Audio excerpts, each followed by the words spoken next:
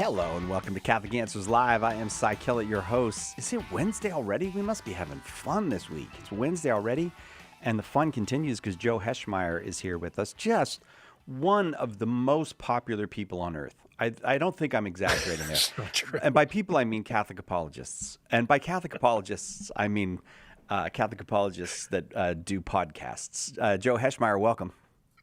With all those caveats, I accept that very small compliment, and I thank you.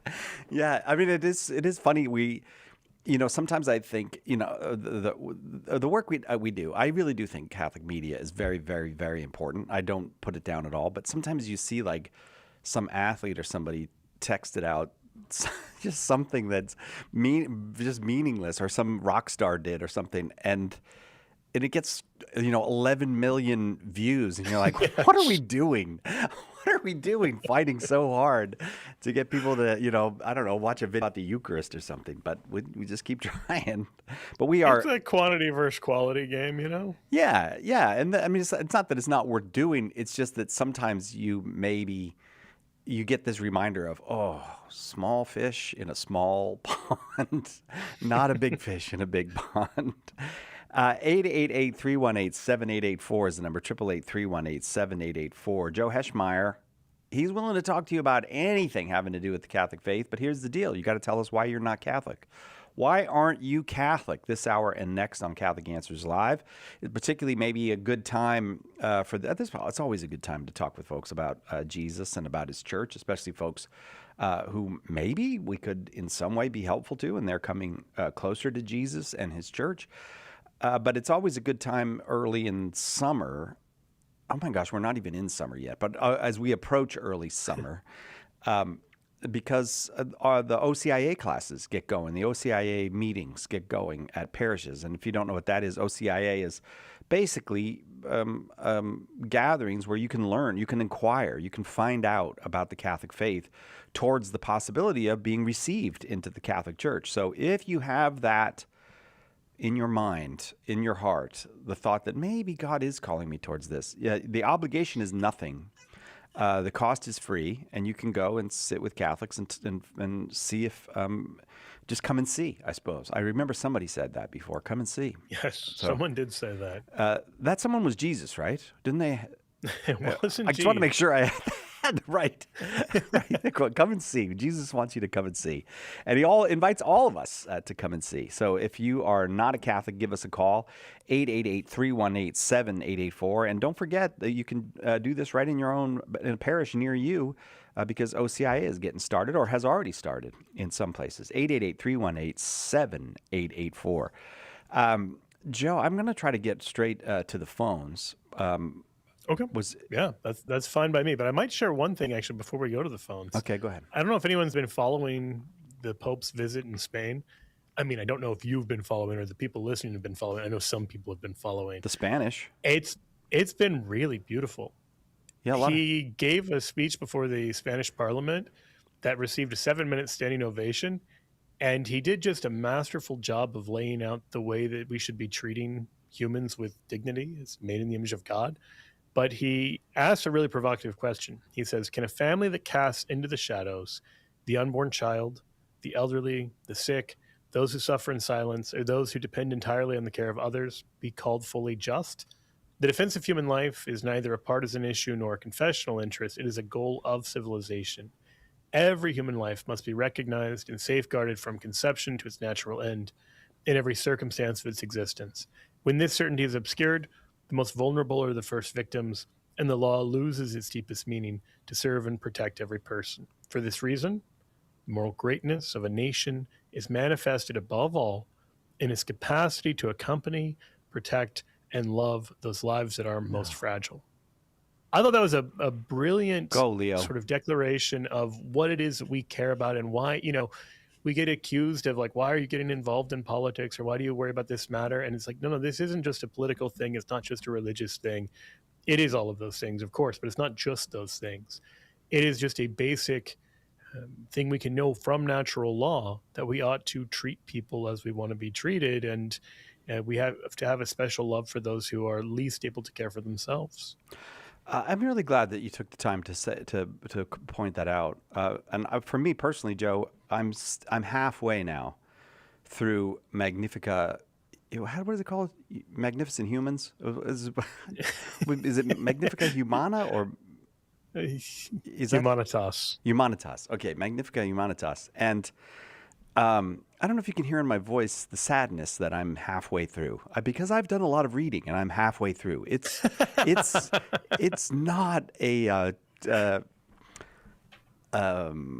it's not the Reader's Digest version. I can tell you that. And there's so many gems in there, and I just think, why is there so much in here that's padding this out? Because there are real gems in here. So I'm glad to have Leo, in a concise and very forceful way, defend not just life, but defend the idea of a society that is just towards people. I think that's beautiful. I'm glad you did that. I'm cheered up a little bit. Good. I'm happy to hear it. Thank you very much. And hopefully you're highlighting the real gems, and that's, I am highlighting the gems. There's some stuff in there that's real.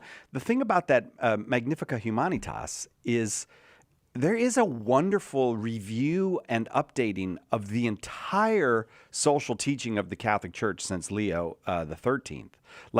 That's a really important part of the document. And then after he does all that, he says, okay, now let's talk about AI. But I don't know. I don't want to give the Pope advice, but I want so badly to give the Pope advice. And you're aching for gems, like Jimmy Aiken kind of, but reversed.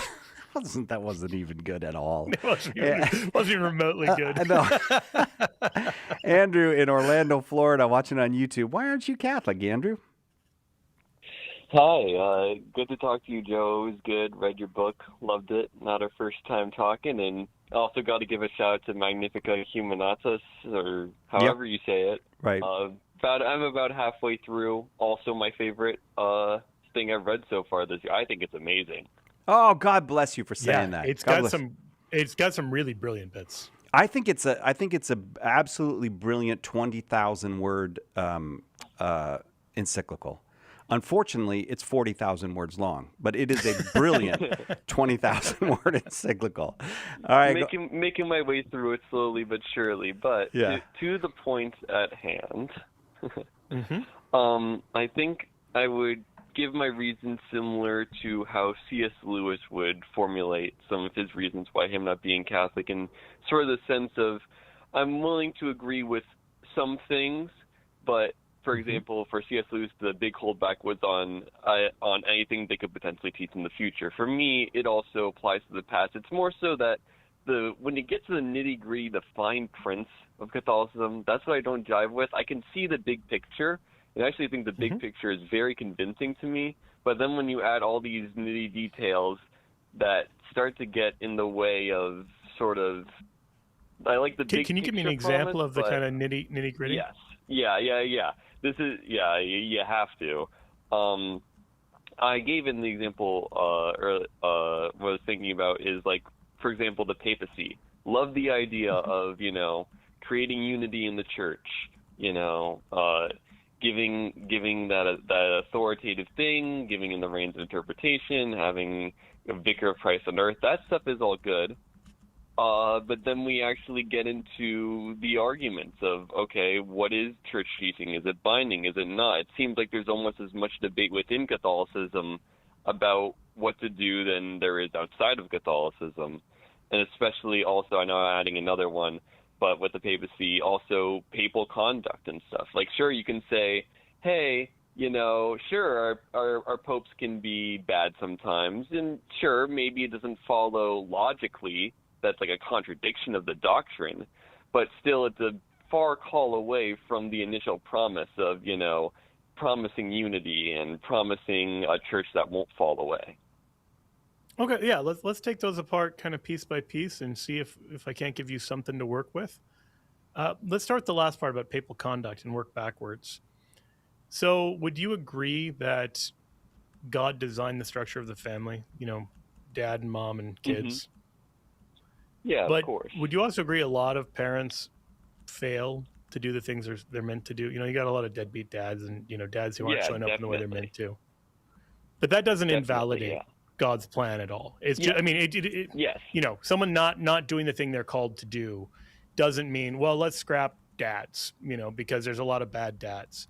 I would say the same thing is true with the papacy. I mean, the word papacy comes from papa. Like it is this idea that just as every family has a father, there's a father on earth that is a reflection of the heavenly Father. And this is itself a pretty biblical idea, Ephesians 3. That doesn't mean every father on earth lives up to our Heavenly Father. And that's true whether we're talking about spiritual fathers in the church or biological fathers in the family, who, by the way, are also meant to be spiritual fathers.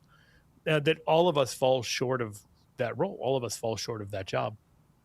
So I am sensitive to the critiques. I think that you have a lot of accurate points. You can point to a lot of bad popes or popes who haven't stepped up in the way they should have, or even times when good popes didn't act perfectly or didn't know how to handle a certain situation. And we can look back and critique it and say, I wish they'd done X instead of Y. Those things are often true. And I don't see any need to deny them or any sense in denying them. It's just a question of, well, what do we make of that? And if I'm not ready to say bad dads mean no dads in the family, then I'm not ready to say bad popes mean no popes in the church either. We need something more than that. So let's go to the other part of what you said, that you're fine, if I'm correctly stating your position, you're fine with the idea of authority in general, but you're skeptical about the case for the papacy in particular. Is that it? No, I'm just using this generally as an example. I just give it because the papacy is a great thing of something that I think in concept, I think is actually I would say just great in general, of like in terms of what it fulfills and how it fulfills Christ's picture for humanity and its progress. I think it's great for that. But when you see its implementation, that's when I'm like, well, is this really the mechanism, Oh, okay. I see. Yeah, I think it's probably worth saying that there are pros and cons to even divinely established institutions. That you could say, for example, God established the kingship in Israel, and that many times the kings of Israel seem to do more harm than good. Like there's no contradiction between those two things.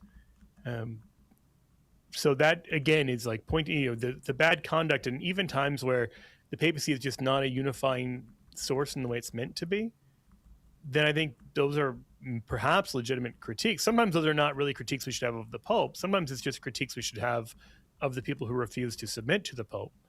But either way, it is nevertheless true that sometimes the church isn't unified in the way it's meant to be unified, and the Pope is part of that story in one way, shape, or form, necessarily, since the Pope is meant to be an icon of unity. He's meant to be someone who is a visible sign of the unity of the church, so that you can be in unity with the church by being in union with the Pope.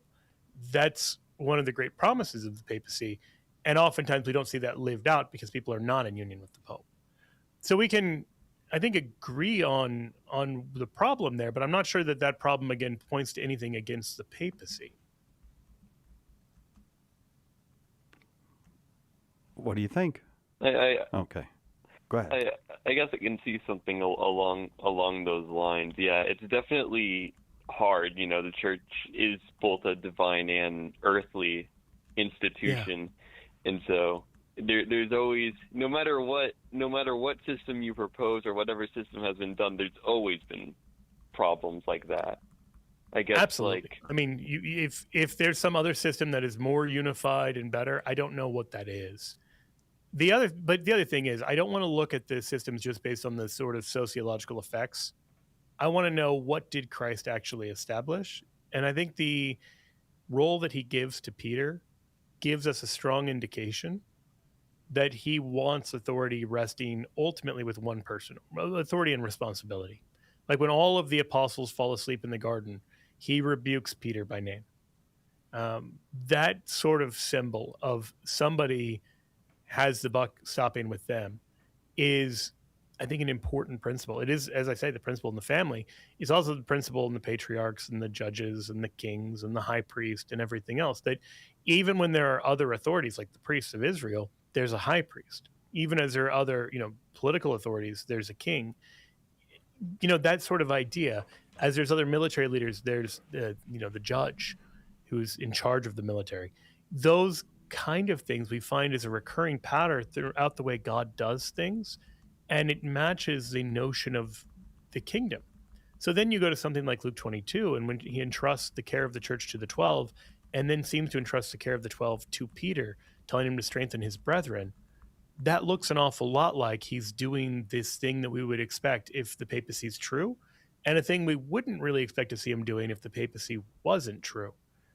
That if he wanted to say all the 12 are of equal authority, you wouldn't expect he would do this, or worse, if he wanted us to be congregationalists, if we wanted us to be, electing our own leaders and the people are the ones who call the shots about who leads the church, he doesn't give us that model at all. He doesn't give the people any say in who the apostles are going to be, and doesn't give any kind of bottom-up authority. That looks very much like the American way of doing things. It doesn't look like Christ's way of doing things at all.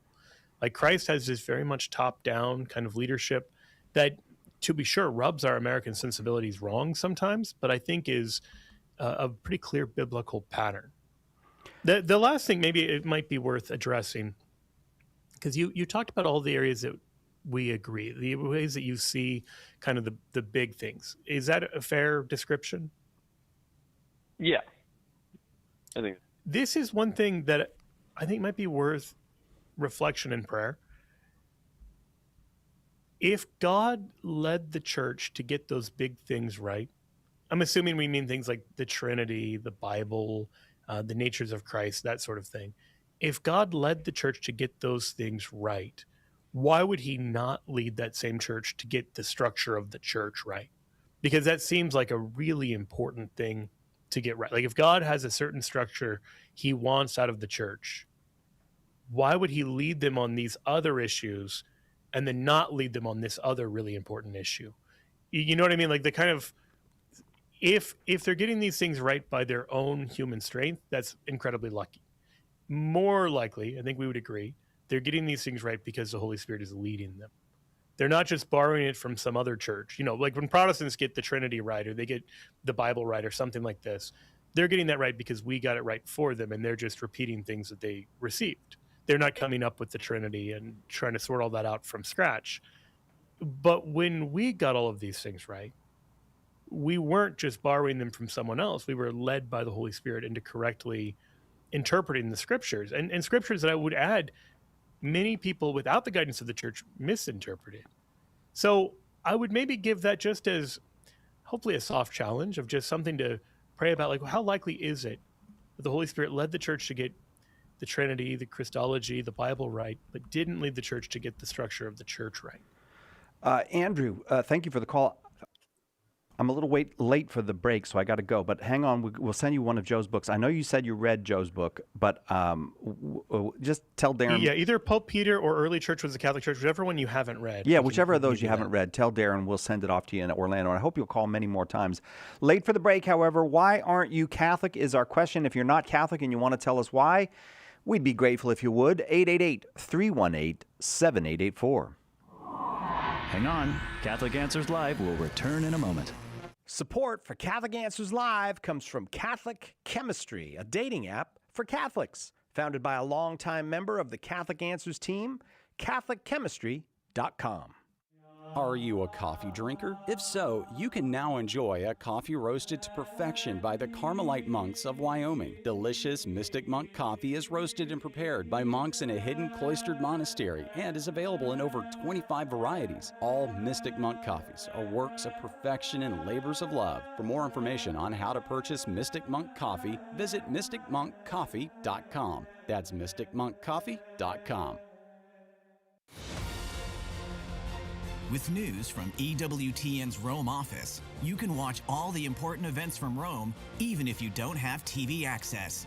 Using the latest technology, we've made it possible to watch the latest news from the Holy See, all delivered directly to your home via live streams. Watch live on EWTN's YouTube channel and follow us on Facebook, Instagram, and X.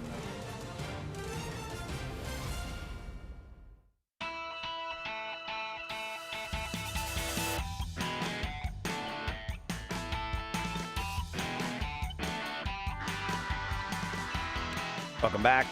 Catholic Answers Live. Joe Heschmeyer, our guest. Look at that, 2 lines open. Usually we don't have 2 lines open this late in the show with Joe. So if you're not a Catholic, listen. If you're not used to what we do here, you really are welcome. If you're not a Catholic, you might go, oh, they don't want to listen to me. They don't want to, If you've got a killer argument that you want to share with us about why you're not a Catholic, that'd be great. But also if you have an experience or a reason, it helps us talk about the Catholic faith, which I don't want to speak for Joe, but I think I know it's one of the favorite things for us to speak about. We like talking about it just about more than anything. So 888-318-7884 is the number. Giovanni, right here in San Diego. Hi, Giovanni. You got a question what I should say is, why aren't you Catholic, Giovanni?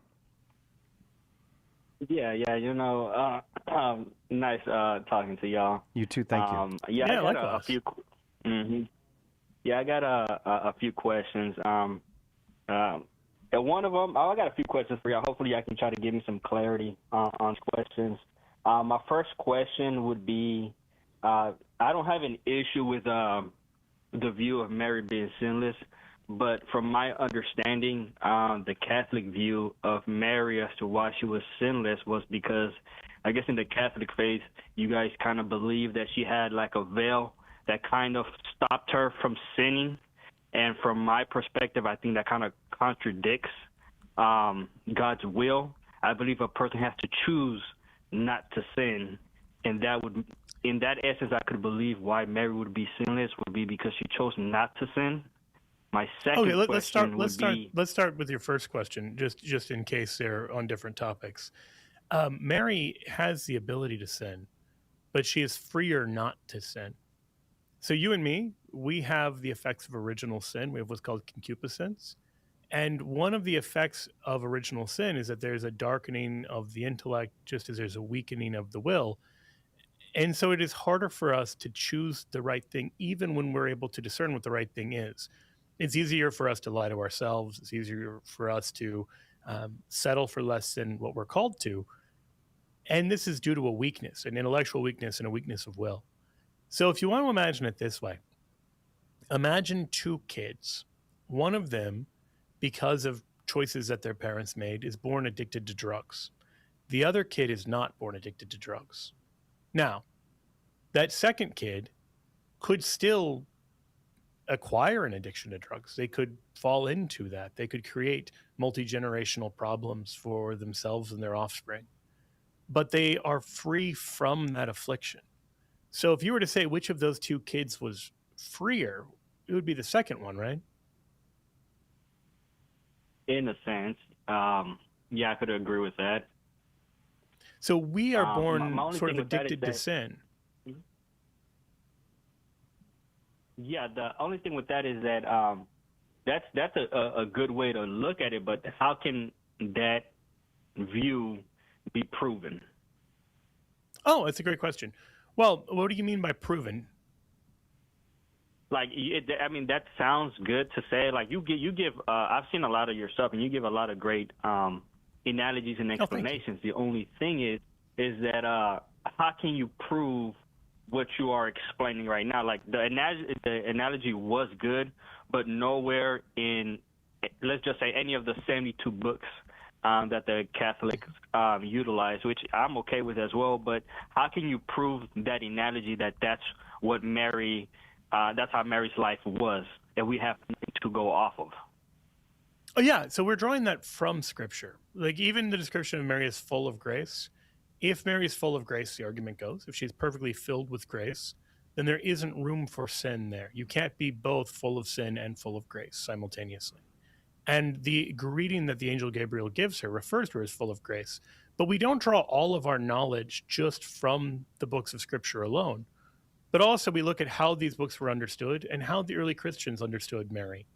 And one of the things we find is that even before we find early Christian testimony to the 4 Gospels, Matthew, Mark, Luke, and John, we find equally old and older evidence of this belief that Mary is the new Eve. So Irenaeus, the first guy to tell us the 4 Gospels, talks about this explicitly. But even before him, about 20 to 30 years earlier, Justin Martyr talks about this as well, where it's this idea that Mary, like Eve, is a sinless virgin. And Eve is tempted by a fallen angel and then disobeys God. Mary listens to the angel and then says yes to God. And so there's this provocative line in, I believe, Irenaeus, where he says that the knot of Eve's disobedience is untied by Mary's obedience, that faith overcomes the sin of Eve.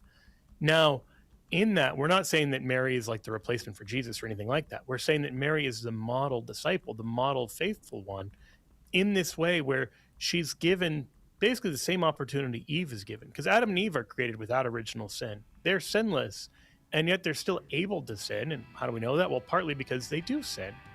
And so that's the idea from the early days of Christianity, and it seems to be reflected in Scripture. So let's do this. We've got to take the break right now, but why don't we get to your other questions right after this break? How does that sound? That sounds great. Okay, thank you, Giovanni. Hang on. Joe Heschmeyer, our guest, 888-318-7884. We hope that one of the things that we communicate here at Catholic Answers Live is that our Catholic faith allows us to be fully serious about all the problems we encounter in the church and in the world, but it also lets us have light hearts and maybe even mix in a bit of fun, and that is exactly what our good friend Joe Heschmeyer does in his popular podcast, Shameless Popery. You should check it out at shamelessjoe.com. Joe's got a deep grasp of the faith, of morals, the teachings of the church, all that, but he's also got a witty conversational style. He entertains and he informs, but you will leave equipped to better answer the most common challenges, misconceptions, and questions about the Catholic faith. He's got insightful guests, he does on-air debates, and he takes a close look into all the things that you want to know about as a Catholic living today. You'll walk away knowledgeable and filled with joy. Look for Joe on his YouTube channel. Check him out at shamelessjoe.com or wherever you get your podcasts. And if you like what you hear, become a patron. Throughout history, some Catholics have been among the worst kind of villains, right? Or were they? In Cancelled, historian Steve Weidenkopf digs into the lives and controversies of some of these Catholics whose reputations have been blackened, often unfairly. He takes on the anti-Catholic versions of history and defends not only these figures, but the faith they represent. Order your copy of Cancelled today at shop.catholic.com or ask for it at a good Catholic bookstore near you. When the resurrected Jesus appeared to disciples on the road to Emmaus, they didn't recognize him until the breaking of the bread. The same is true today. In the Holy Eucharist, we really meet Jesus.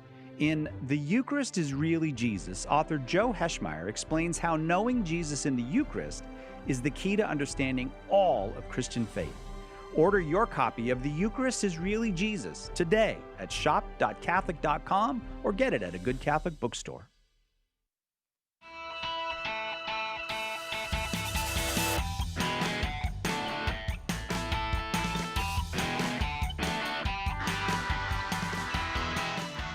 Welcome back. Catholic Answers Live. Joe Heschmeyer, our guest both hours. He of Shameless Popery, which we'll talk a little bit more about after we talk with Giovanni. We're asking you, why aren't you Catholic? And if you're not Catholic and you want to tell us why, whether it's an objection to a teaching of the Catholic Church or to the Catholic Church in general, or it's just perhaps nobody ever invited you to be in the Catholic Church, whatever it is. If you want to tell us your reason why you're not Catholic, we would be grateful for your call, 888-318-7884. Giovanni, Joe said we'll come back to you and get to your other questions. So what question would you like to address next? Yes, it's gonna be the statues, right? Now I don't have an issue with, like, you know, I know that you guys as Catholic do not worship the statues. I understand that part, you know. My only thing with that is I feel like and kind of understand that it kind of falls similar to what happened in Exodus chapter 32 verses I think is it like 4 through 5, where Aaron got everybody's gold, and even Aaron said, this here is your God, O Israel, who took us out of Egypt. And they were trying to worship that calf as though it was God, right? So they weren't even trying to make the calf into a new God, but tried to find, our God on that statue because they needed something physical. And I kind of feel like, even though the statues in the Catholic Church are beautiful and you know, they're nice, from what I've seen people like bow down. Well, I wouldn't say bow down to worship, but like to lower their heads to that. And I kind of feel like that's similar to what happened in Exodus, and they got reprimanded by God for what happened in Moses as well. Okay, so this is a good question. The question in part involves an interpretive question of what's going on in Exodus 32, because most Bible translations actually have God's plural. The question there is something of a grammatical one, and it gets into this deeper issue of, is he claiming to be representing Yahweh, or is he claiming that one of these false gods is the one who freed them from Egypt? Because you can read the passage either way, and I've seen people read the passage either way, and I've personally gone back and forth on the proper interpretation of it, whether he is claiming that God is a cow, or whether he's claiming that this cow god is the one that freed them from Egypt. Now, either of those is a serious theological error, much deeper than anything about merely depicting God. Either claiming that God is an animal deity, or claiming that this false animal deity is the one that really released them from Egypt. Those are both sacrilegious claims, even without an image present at all. So imagining that the problem in Exodus 32 is simply the creation of a statue misunderstands. Like, this is not a statue of a saint. This is not even a depiction of God unless you have a radically false understanding of God, because God is not a cow. So I don't see that as an argument against the mere existence of images, certainly not by itself. But then you also have, for example, when God instructs the creation in Exodus of the seraphim, or of the cherubim, in front of the Ark of the Covenant. So you have these passages. So that's Exodus 25, verse 18. He says, "And you shall make 2 cherubim of gold, of hammered work shall you make them, on the 2 ends of the mercy seat. Make 1 cherub on the one end and 1 cherub on the other end. Of one piece with the mercy seat shall you make the cherubim on its 2 ends." So explicitly, we have this depiction of the cherubim who are going to have their wings spread out, overshadowing the mercy seat. Now, people are bowing down in worship in front of this because the Ark of the Covenant is there. And this is not worship directed towards these statues. The statues are to help create this kind of atmosphere of worship. So don't make idols, but cherubim are okay because they're not idols. Does that distinction make sense? Yeah, it does. It does. It makes sense. I was kind of teetering between that same ideology, that maybe it was because they tried to resemble God as like one of their Egyptian gods, and God was all like, "Nah, right. What are y'all doing? That's not me." In fact, a great way of reading the 10 plagues is to see in them a repudiation of the Egyptian gods. So, for example, you've got a god of light, and then you have the plague of darkness, or you have there's a bunch. I actually have an episode going into this, but you can see in the 10 plagues that God is showing them that their gods aren't all that they're not true gods, that they're not actually powerful enough to save them. So, when the magicians of Egypt turn the staff into serpents, Aaron's staff, which has been turned into a serpent, devours them. It's showing that God is the true sovereign. He's the true power, and that these malevolent spiritual entities that they've been worshiping, these demons, are not as powerful as the real God. Okay, yeah. And then my last question, videos that you made about this, but I'm not sure. From what I remember, I don't think you answered it, but didn't answer. It's about the Eucharist. Even if I wanted to believe in the Eucharist, you had like a whole long video about it. I think it was on this channel actually.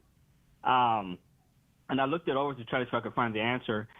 Even if I wanted to believe in the Eucharist, my only objection would be when Jesus was giving out the bread and the wine, and he said to do this in remembrance of me.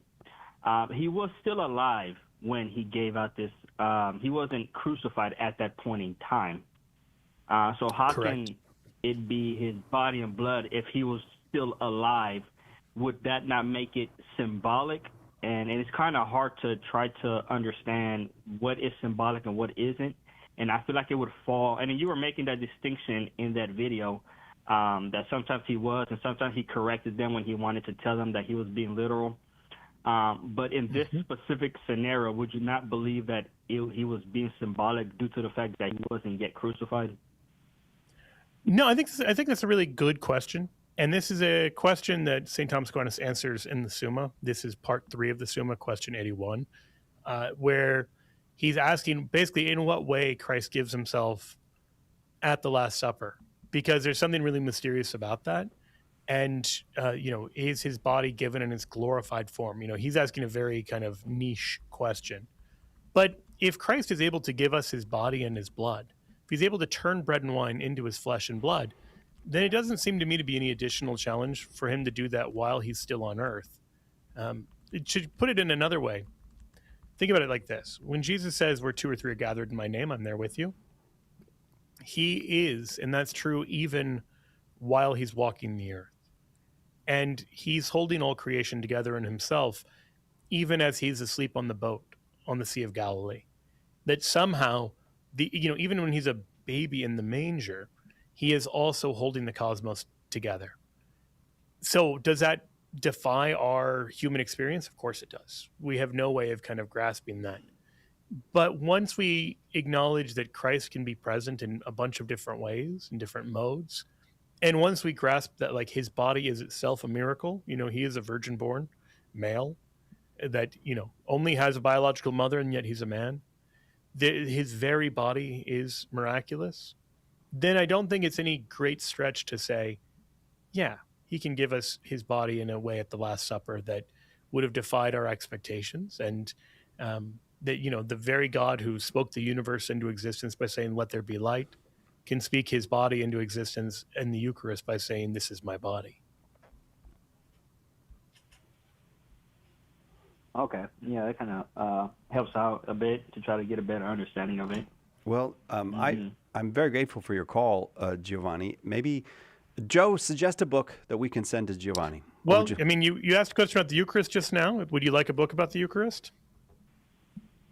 Yeah, that would be good. All right. Well, okay.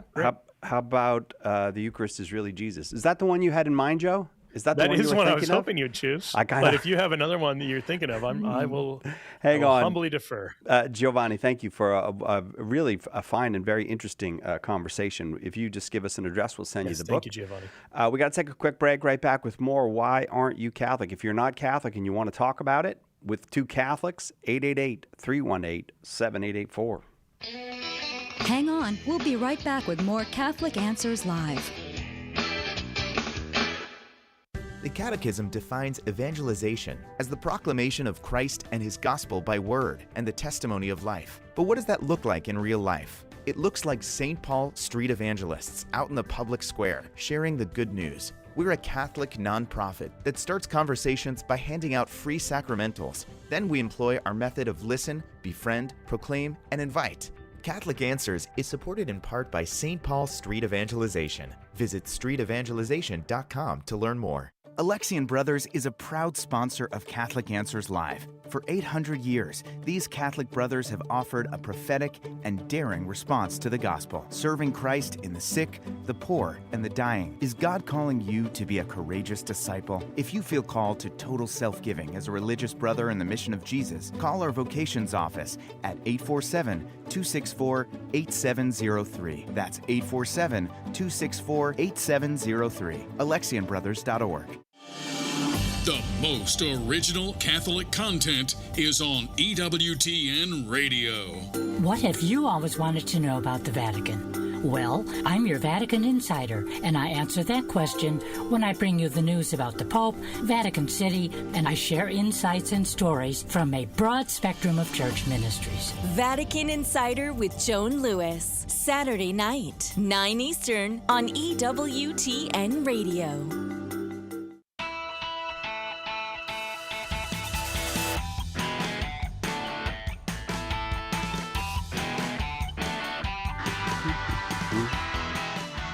Welcome back, Catholic Answers Live. Joe Heschmeyer here. It's been lovely. Only on the breaks has he been making puns, so it's been a lovely time for me to spend with him. If you see Cy coming back from every break a little angrier, you'll know why. Yeah, right. But 3 lines open right now, so let me invite you again. If you're not a Catholic and you want to tell us why you're not Catholic, 888-318-7884. Going up to Canada. Richard's up there in Canada watching on YouTube. Glad you're here, Richard. Why aren't you Catholic? Hello. Hi. Hi. The reason is, it seems to me that it is not right to command to people to believe something without allowing them the possibility of thinking. And I mean this especially in the case of beliefs for this world, oh, you're not allowed to do this or that, or believe that people can do this or that because this is just evil and we are opposed to it. That doesn't seem quite right to me. It seems that in order to find truth, people should be able to think, but find truth or think of the sensible thing to do. People should be able to think. Mm-hmm. But the Catholic Church commands people to think a certain thing, and I don't agree with that. Okay, let's work with that. When you want people to think, I'm with you. People should certainly think. What authority should they give if God himself has revealed something? Well, I suppose that would be the best authority. Yeah. So if God himself has revealed something, even if I can't see for myself why something is true, if I know that God has told me that it is true, it's not me turning off my brain to accept that. It's me using my brain. That if, let me give an imperfect example. Scientists tell us that light is somehow both a particle and a wave. I don't really understand what that means. I kind of get it, but I mostly don't get it. And if I try to think about it by myself, unaided, unscientific thinking about it, that it was certainly not what I would have come up with. I wouldn't have thought that was the right answer at all. And yet, despite my unaided reason, I trust my aided reason. I trust the help that I have from this source of authority, a trustworthy authority. And so would you describe that as irrational or rational behavior? I would describe that as rational.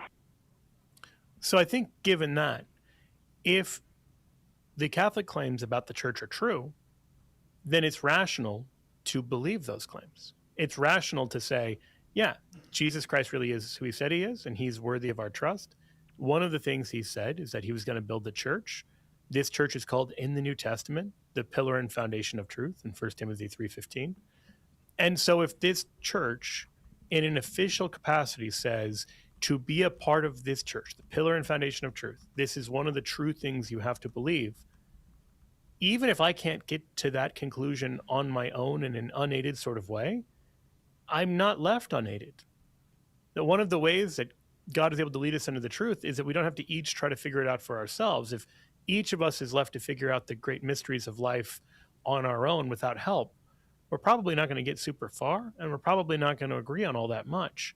And so one of the things that he does is he gives us the incredible help of the church and of what's called revelation, that he reveals himself, and he gives us the church to preserve and interpret that revelation, not so we turn off our brains, but to help us intellectually get to where we ought to go. Does that make sense? Yes, I guess that does make sense. I guess for me then, it's that I don't think the basis of because the church bases its claims to truth on the idea that the church the possesses revelation. You don't believe that the yes, church... that's right. Okay. Joe? Yeah, I guess one way to say it would be that's a good reason not to be Catholic. Like if you're right about that, then you shouldn't be Catholic, and none of us should be Catholic. So that is very much good ground, at least to explore, to say, okay, what are the reasons to believe in or not believe that Jesus is who he says he is? And then once you come to a clear understanding of that, and know that that might challenge some things that you already believe. It might challenge some things that are comfortable in your worldview. That's true of all of us as we come to Christ. That realizing he is who he says he is means that there's an actual change of life that's required. But then step two is, okay, what does he mean with all this stuff about the church? And what does the church mean? And what did the earliest Christians think that it meant when he talked about the church, and where can I find that church today? Those kind of questions. But all of that is downstream of the basic question of, can we trust Jesus, and can we trust that he really is who he says he is? I think one way you could go about doing that is to look at the case for the resurrection, because Jesus makes these really clear claims that he's going to die and rise again. And then his followers claim that he did in fact do that. He died, he rose again. They claim to have seen him. And some explanation is needed for that. So either he didn't really say that, maybe he didn't really exist, or he didn't really die, or, he wasn't really buried in the tomb, or he was buried in the tomb and nobody thought to look, or the disciples were lying about it, or something. Like, if it isn't the Christian claim, then it seems like some other claim would have to be true. And yet none of those other claims are particularly convincing or compelling, whereas the Christian claim has a great deal of evidence for it. You have eyewitnesses who are willing to die rather than recant. That is on its own pretty good evidence for a thing having happened. And the fact that you can look at all these Old Testament prophecies that couldn't have been first century editions, because we have them much older than the first century. All of this seems to point in a pretty strong way to Jesus really being who he says he is. So that's a much bigger case than I can probably make right here, right now, because that could take a good deal of time. But hopefully at least you have a good place to maybe start that exploration and that journey. I don't know. Does that help at all? Yes, that makes sense. Wonderful. It's a pleasure. I hope that you'll continue to call in. I was going to offer to send you a book, but every time I do that to Canada, Cy scolds me and tells me we're not allowed to send books to Canada. That's because I get scolded by Bernadette. He's xenophobic. Yeah. No, I'm not xenophobic. I'm scared of Bernadette. Richard, I got to leave it there. On we go. 2 lines open. If you would like to tell us why you're not Catholic, 888-318-7884. Teresa in El Dorado County, California. Welcome. Why aren't you Catholic? No, Teresa? I think you might be on mute, Teresa. I'm not sure. All right, I'll tell you what. Hello? Hello, Teresa. Oh, there you are, Teresa. How are you? Okay. Well, we're glad you're here. You're on the air with Joe Heschmeyer. Why aren't you Catholic? Okay. Well, I go in and I will pray, but I don't go constant. It's not like a constant thing. Okay. I've gone through some stuff where it kind of scared me away from it. It felt more like yes, I was going to a Christian church, but I stopped going recently. Okay. Are you cutting out there a little bit? Sorry. Are you there? Yeah, it's hard to tell if you're cutting out, Teresa, or if you had made your point. So you said you go into the Catholic Church from time to time. It sounded like maybe you don't go to Mass or belong to a Catholic Church. Did I get that right? I don't anymore. So when I was younger, I was baptized Catholic, but I have not been going currently, no. Is there something that we could maybe answer for you or help you with that might help you come closer to the Catholic Church? Yes. So when I was going to my church, that I went through this guided process of what I thought was finding God or finding truth. Okay. And receiving, I felt like I had my cup full, and the people that I was with, working with, said it was a trust thing, and I had to just keep trusting what they guided me to do. But at the end, it didn't feel like that anymore. It felt like they were having me do things that were against it, kind of against truth. But okay. And they said that I had to trust them without a doubt. But what was weird was, and this is what I can't figure out, is it felt like something was taking my breath. Almost they'd say, well, go this way, go that way, And when you're close, when your cup is full, your sight, even your mind feels different, right? Your senses are very heightened, and I had very, very heightened. It was very clear, how I was connected to people. But what I didn't understand is they told me to go knock on someone's door. I went and knocked, they didn't answer. Okay, I came back home, and I felt real scared. It was weird. It was almost like something was just fear in me all of a sudden, out of nowhere. and it felt like somebody was just almost like sucking the breath out of me, and there was nothing, it was just me.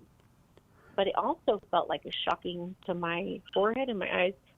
And the person that I was working with, all of a sudden, you know, she had an interest in my eyes and would take pictures of my eyes. But it started, and then all of a sudden she started accusing me of stuff.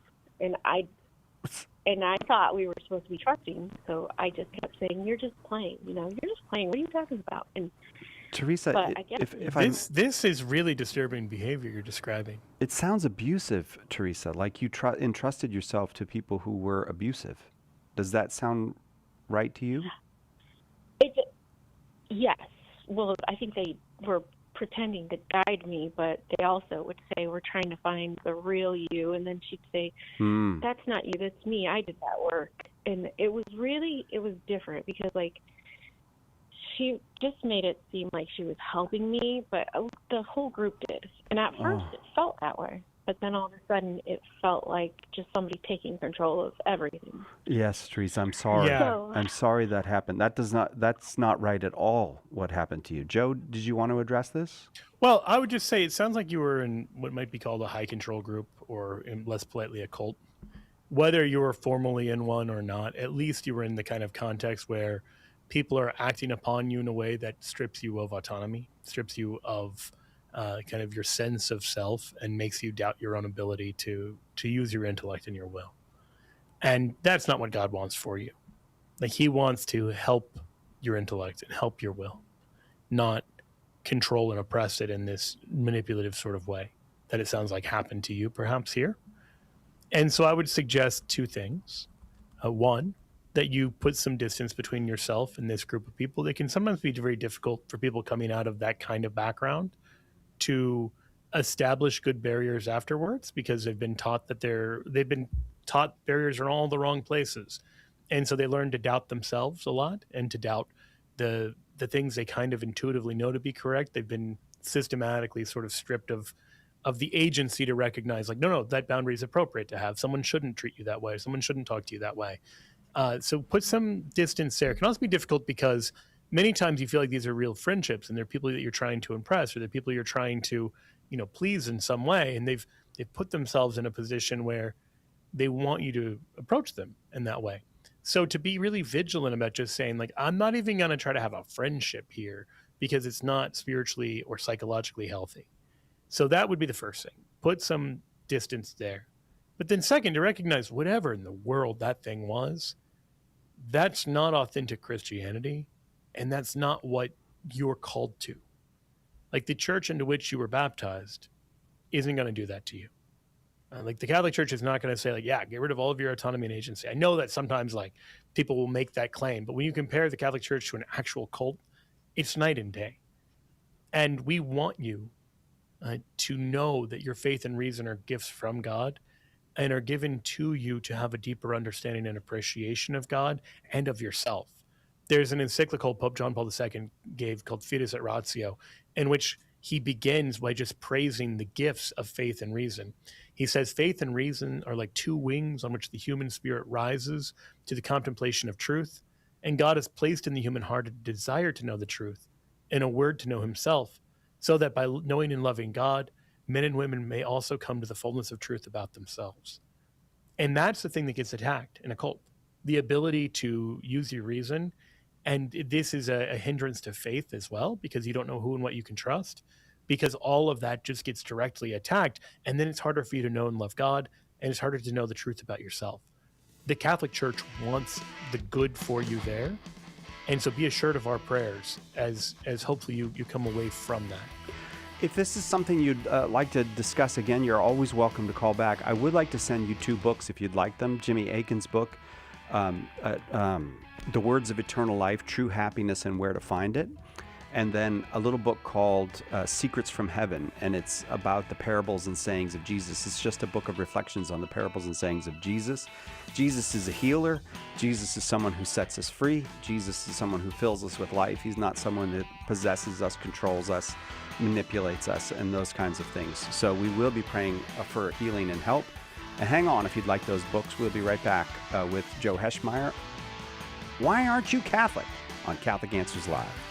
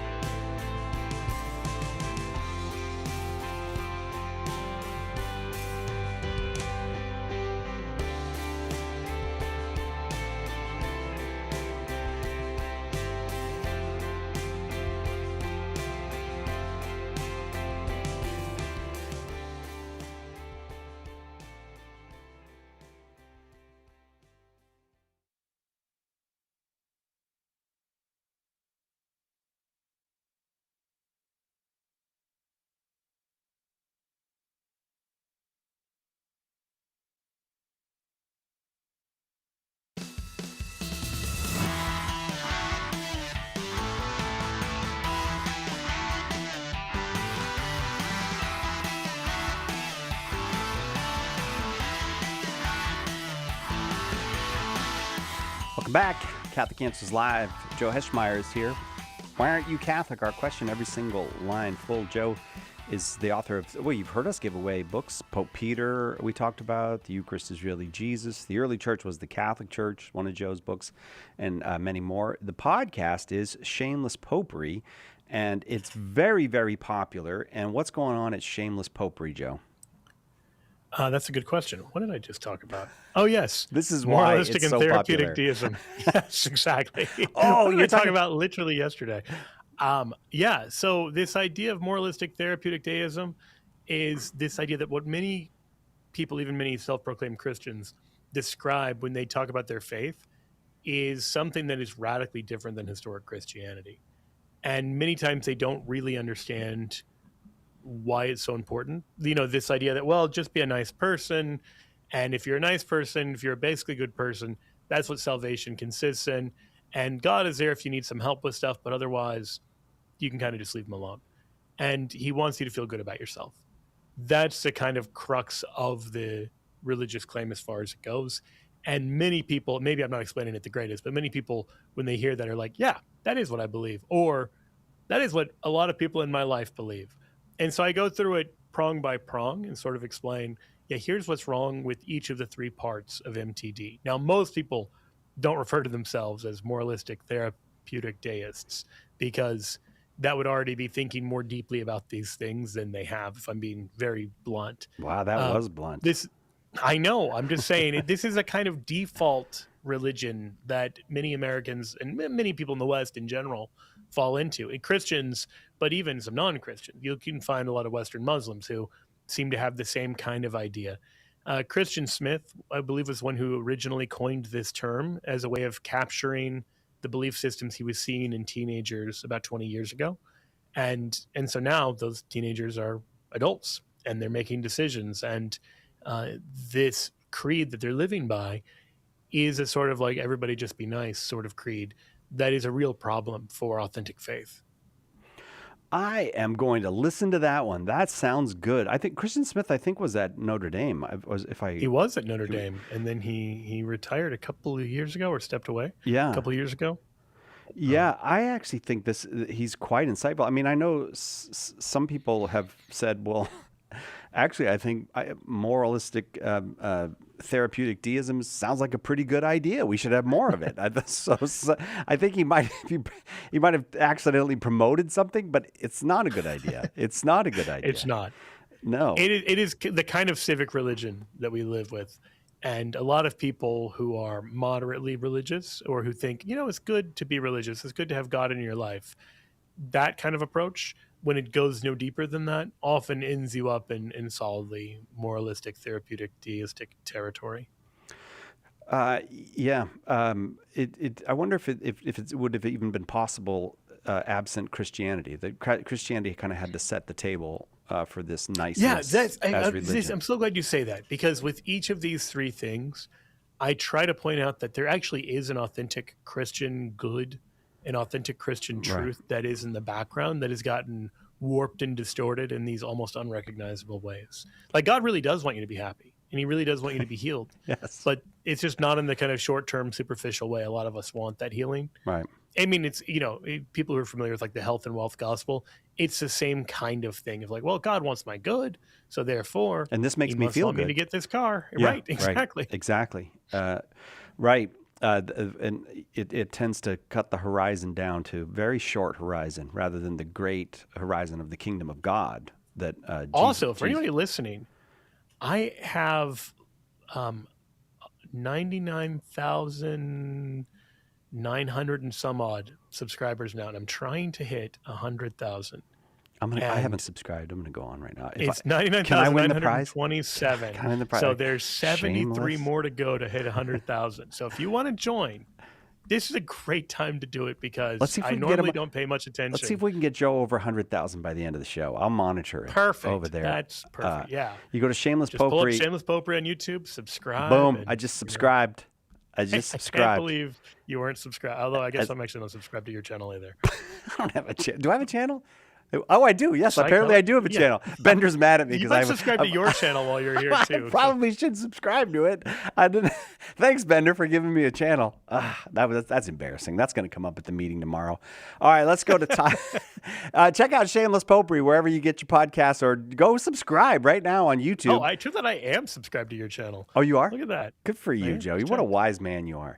Tyler, I like that we're just like doing our, hey, let's go check our emails next. You know, this is riveting radio. It is riveting radio. You're right. All right. Can I please go to the caller now, Joe? Please, Can I go to the caller, please? Tyler. I'm begging you. In beautiful South Carolina. Thank you for the call. Why aren't you Catholic? Yeah, hi. So I'm not Catholic because I am the type of person who I struggle with like intellectual inconsistency, and I don't find the dogmas convincing. I find them plausible, but I'm not fully convinced of like papal infallibility, perpetual virginity of Mary, things like that. I'm not necessarily opposed to them, but I just don't find them fully convincing. And so I feel like I'm not permitted to join the Catholic Church unless I'm fully on board with at least the like required dogma. And I wouldn't want to start that process if I don't think I could at some point fully assent to those things. But I'm interested in the Catholic Church. I am currently Episcopalian, and I am growing more and more frustrated with a lot of the theological liberalism. Not as much the social liberalism maybe, but at least the theological liberalism. Mm-hmm. And I want to join the Catholic Church, but I just don't think I could do that and be intellectually honest. I don't know if that makes sense, but... It makes total sense, and that's a perfectly sound way of reasoning. Are you originally Episcopal? Was that part of a journey? No. So I kind of grew up in like, it's funny you were just talking about moralistic therapeutic deism, because my religious background's all over the place. Like my mom is sort of nominally Baptist, Pentecostal-ish. My dad, I think his family is Catholic, but he was never really practicing. He's more agnostic now. I went to Catholic school for a couple years, but... I sort of shifted between a bunch of different things. I was Reformed Baptist for a while, and then, slowly drifted up the high church thing. Right now, I'm mostly Episcopalian, largely because of, if you've ever heard of the Reconquista thing, I'm sure you've interacted with that, and I certainly have. I'm convinced that schism is sin, so that's a large part of it. Yeah.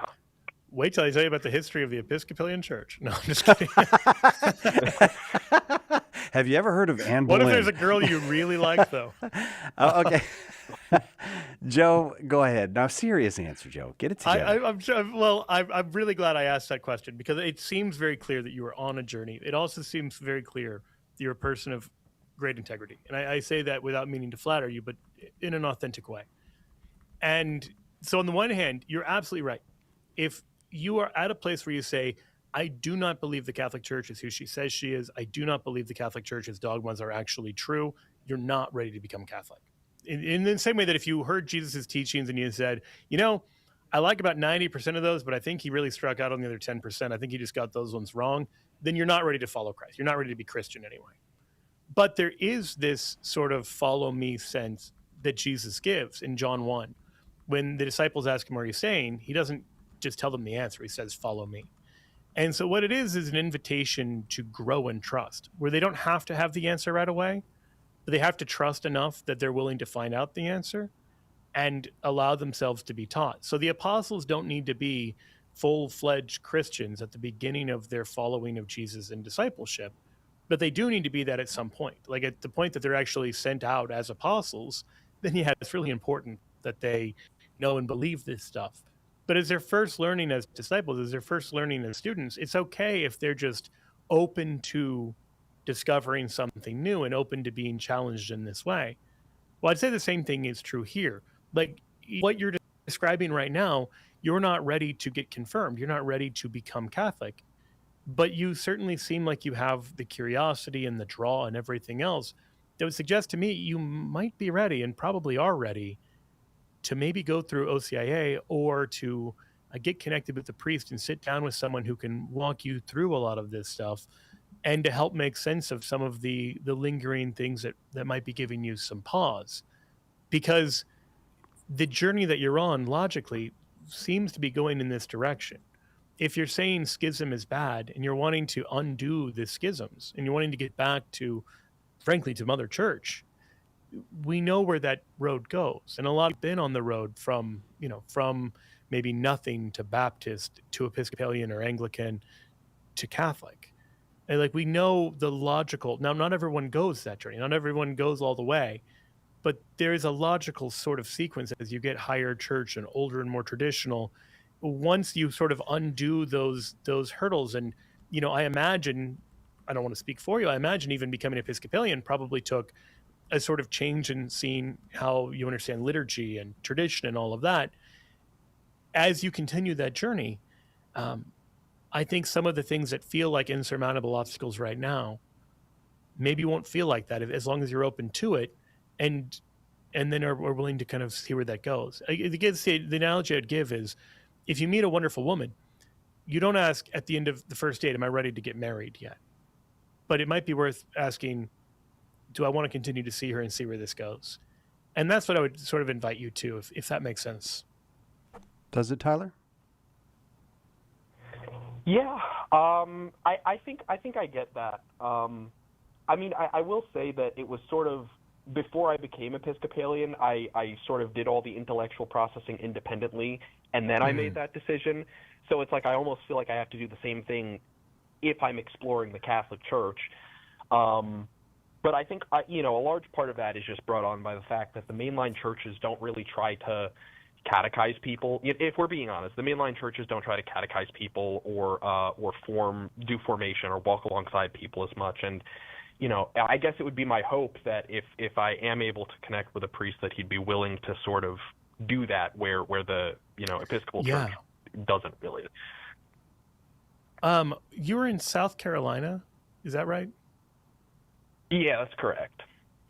Would you do me a favor? Would you, if you're comfortable with this, you don't have to do this if you're not. Once we get off the line, would you share your city and contact info with our call screener? Because one of our colleagues actually lives in South Carolina. I don't know the priest down there very well at all, but she does, and she might be able to put you in touch with somebody who would be more than willing to sit down for coffee and kind of walk through, and that is invaluable. And frankly, someone able to do that with you is probably going to be more helpful than we. I mean, I'm at your disposal, and I'm happy to kind of answer questions when you call in, but we have these limited kind of interactions.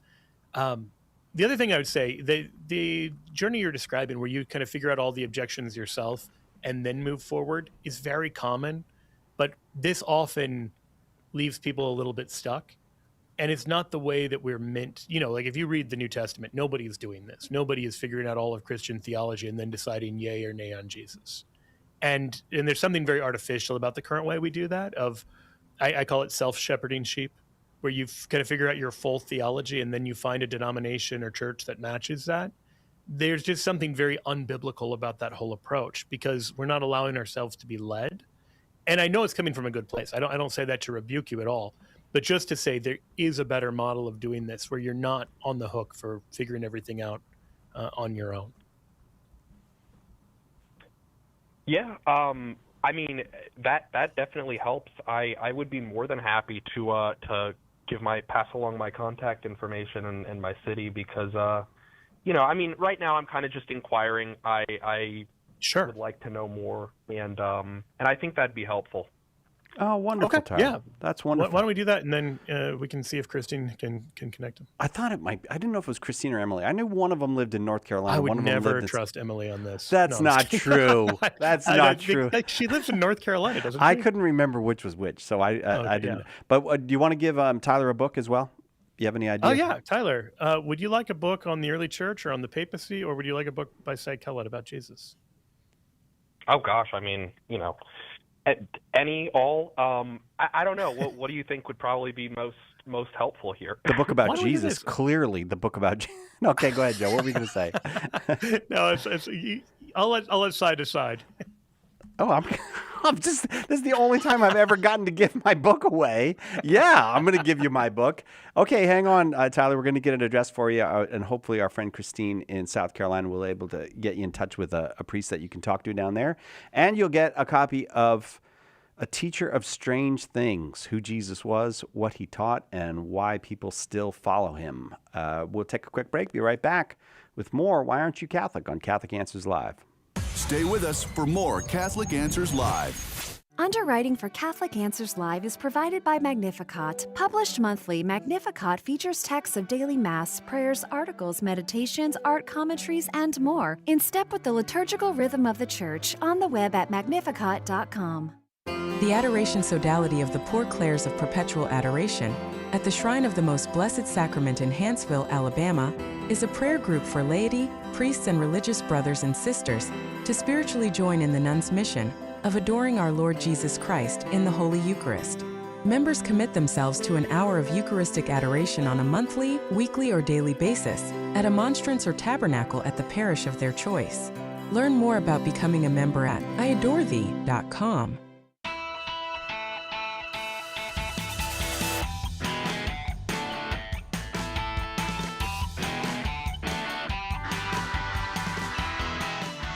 Welcome back. Catholic Answers Live. This doesn't usually happen to me, but I actually couldn't remember, are we in the first hour or the second hour during the break? Because it's going so well with Joe Heschmeyer, it just didn't feel like we were in the second hour. But we are, right? We're in the second hour, Joe. We are in the second hour. Just checking with you. You've got like 2 jobs.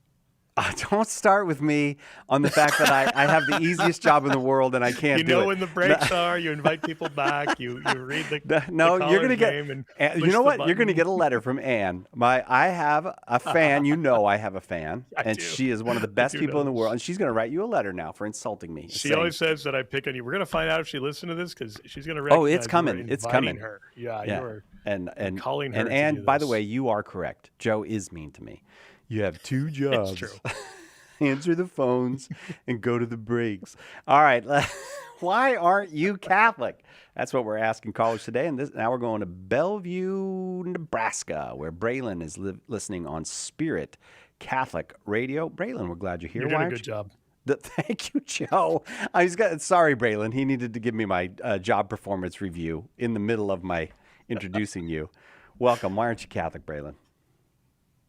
Can you hear me? Very well, yes. Okay. All right.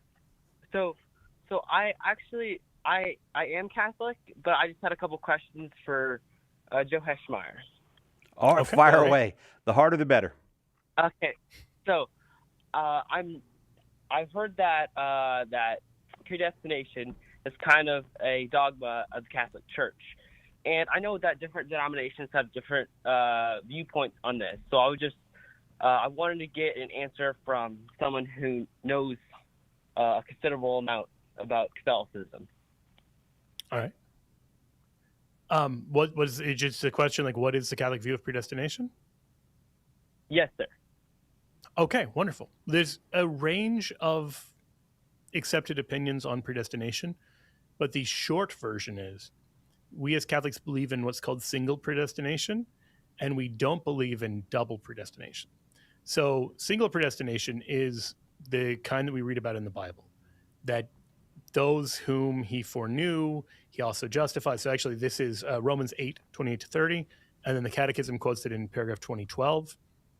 It says, we know that in everything God works for good with those who love him.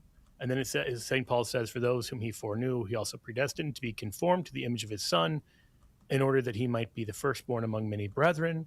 And those whom he predestined, he also called. And those whom he called, he also justified. And those whom he justified, he also glorified. That if you think about it this way, Christ is the bridegroom and we are the bride. And the bridegroom is the one who takes the initiative. He's the one who, makes the overtures. And so even the person who says, I did all of these years of exploring and I finally found God, God was actually the one at work in all of that. And not only at work in the life of that person, but in a real sense, in the whole history of the world from all eternity. And he knew what he was going to do to help lead these people home to him.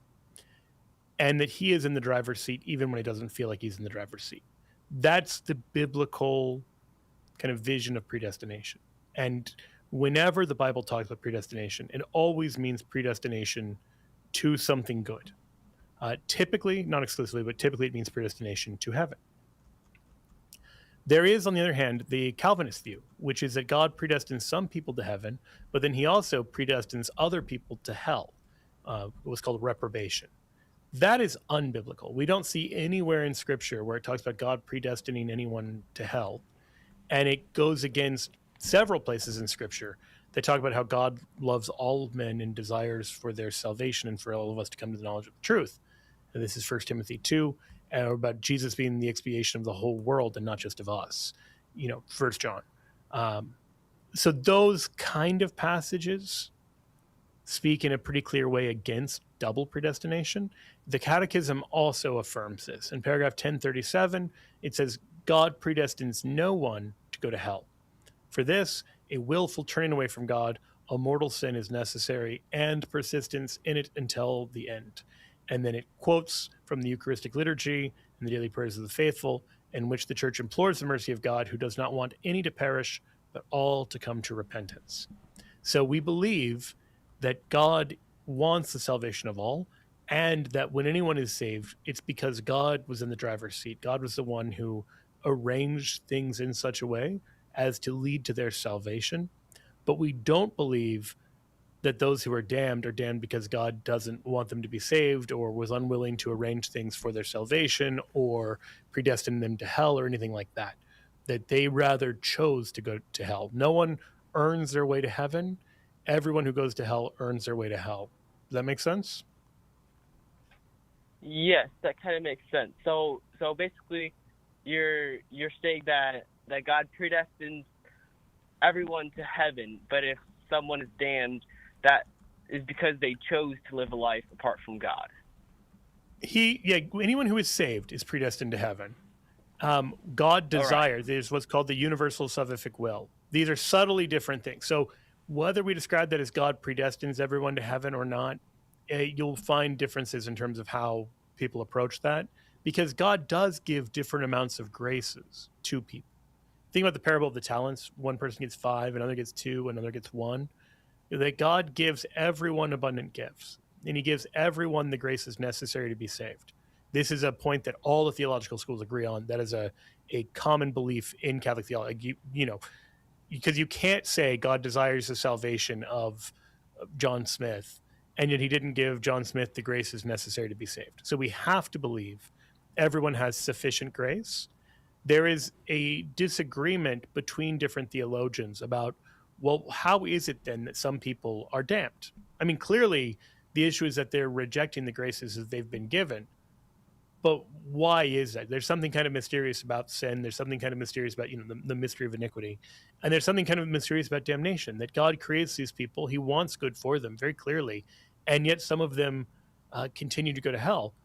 But that is nevertheless the picture that we have. So, for example, think about the lament over Jerusalem. When Jesus is saying, "Oh, Jerusalem, Jerusalem, killing the prophets and stoning those who are sent to you. How often would I have gathered your children together as a hen gathers her brood under her wings, and you would not." And then he says, "Behold, your house is forsaken and desolate." So notice, Jerusalem is forsaken and desolate, not because God hates Jerusalem, not because God, predestined Jerusalem to be forsaken and desolate, but because God desired the good for Jerusalem and desired to gather her children together, and she would not. That there is some sense in which we play an active role in our damnation, and it have to. This is all tied up in the justice of God. Braylon, if you got the second question, you're going to have to be a little bit quick on, because we've got about a minute and a half till the break. Yes, sir.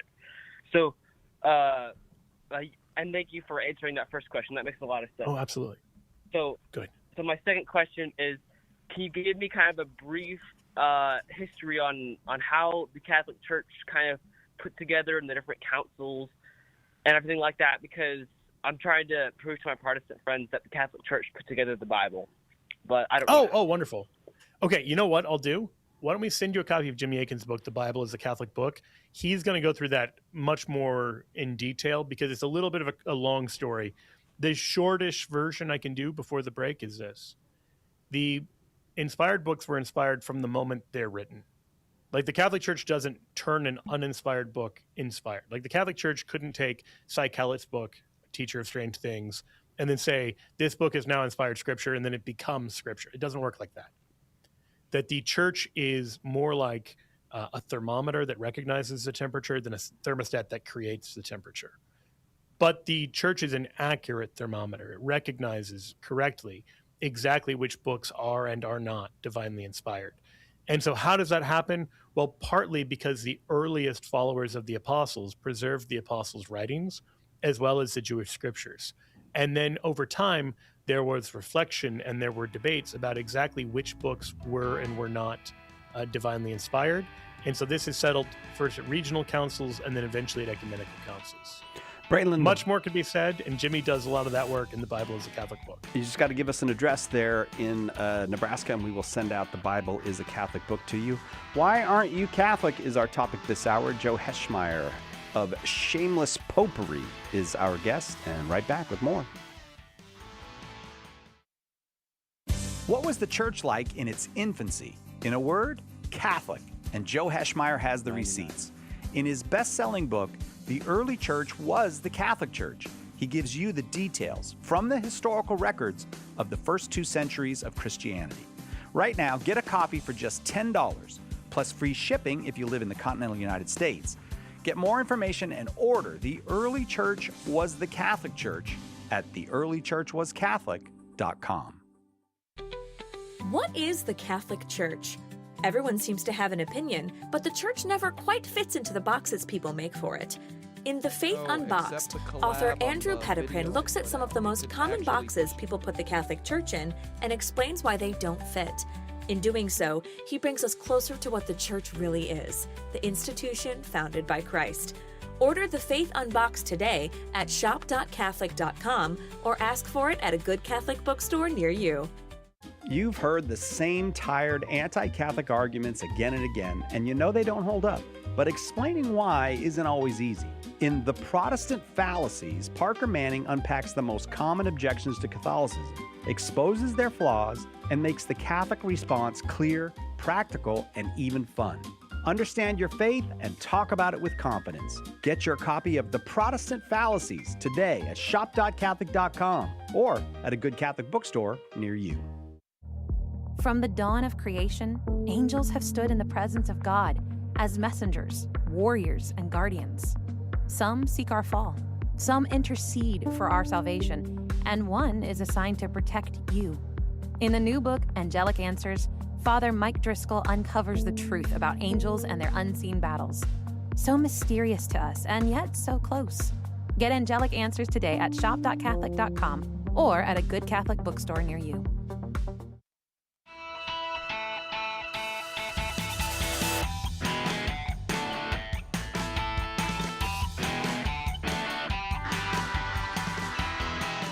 Exciting times here on Catholic Answers Live. First of all, we're super grateful to the non-Catholic. Many non-Catholics listen and call, and we're very grateful for that.